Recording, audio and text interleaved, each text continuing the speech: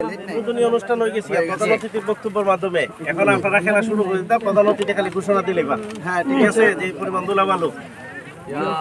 ঠিক আছে, সবাই ভালো থাকবা এবং যারা খেলাধুলায় আসছো সবাই মিলেমিশে খেলাধুলা করবা, কিন্তু ঝগড়া করা যাবে না, ঝগড়া করা যাবে না, বিতর্ক করা যাবে না, এবং পাশাপাশি বন্ধু সুলভ আচরণ করবা, ঠিক আছে তো? এবং আবার আরেকটা কথা বলি, যারা খেলাধুলা করতে আসছো অবশ্যই একটা কথা শুধু মনে রাখবেন, নেশা করা যাবে না, নেশা করা যাবে না। আল্লাহ পাক যেন আপনাদের সকলকে সুস্থ রাখে, ভালো রাখে। তো ইনশাল্লাহ আপনারা খেলাধুলা শুরু করেন আর আমার জন্য দোয়া করবেন ইনশাল্লাহ। ঠিক আছে, আল্লাহ হাফেজ। এটা লাইন দিই। প্রিয় জনতা, যারা উপস্থিত হয়েছেন, আমি আমার মুসলমান ভাই যারা রয়েছেন সালাম, অন্যান্য ধর্মে যারা আছেন আদাব, আশীর্বাদ কামনা করছি। আর আজকের এই পথসভার নির্বাচনী প্রতীক পাওয়ার পর এই প্রথম আপনাদের ইউনিয়ন দিয়ে, আপনাদের এলাকা দিয়ে মাইক ধরে পথসভা শুরু করেছি। আমি আপনাদের সবার কাছে দায়িত্বহীন ভাষায় শুধু এতটুকু বলতে চাই, আসন্ন ত্রয়োদশ জাতীয় সংসদ নির্বাচনে হবিগঞ্জ ৪ চোনারঘাট মাধবপুর আসনে যে মোমবাতি প্রতীকে আমাকে প্রতীক দিয়েছেন, এই প্রতীকে আমি নির্বাচন করছি। সেই প্রতীকটি হলো মোমবাতি। প্রতীকটি কি? এটা নিজে জ্বলে অন্যজনকে আলো দেয়, ঠিক কিনা?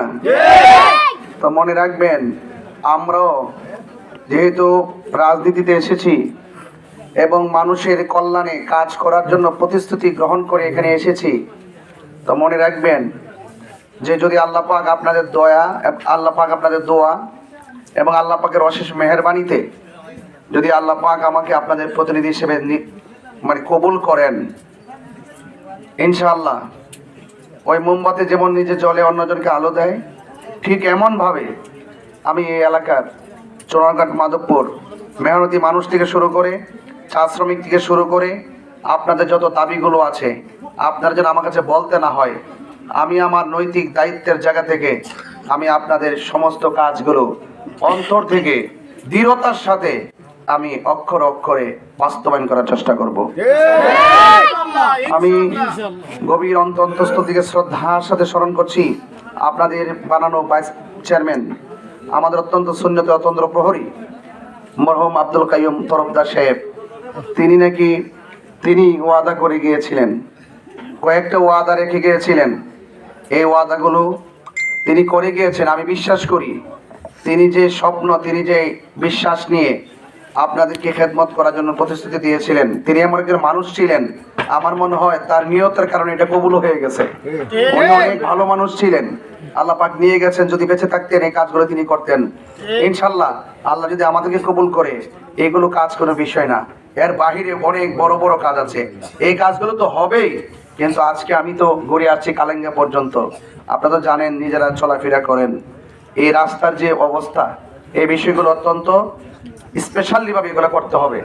এবং এই যে একটা ব্রিজ দেখলাম মাটিতে ঢেবে গেছে, এটা অনেক কষ্ট, অনেক দুঃখ। এগুলো কিন্তু আমাদের স্থায়ী একটা কষ্টে পরিণত হয়েছে, ঠিক না বেঠিক? এগুলোর অবসান ঘটাতে হবে, এগুলো পরিবর্তন করতে হবে, উন্নত করতে হবে। সারা দেশের সব জায়গায় সবকিছু হয়ে যাচ্ছে, আমরা এত অবহেলিত থাকবো কেন? আমরা চাই অন্তত পক্ষে যেন আমরা যেন সরকার, যদি আল্লাহ পাক আমাকে কবুল করেন, সেই রাষ্ট্রতন্ত্রের গুরুত্বপূর্ণ বাজেট যেন সুষম বন্টন নীতির আলোকে আপনাদের মাঝে বিতরণ করে দিতে পারি, সেই তৌফিক যেন আল্লাহ আমাদেরকে দান করে।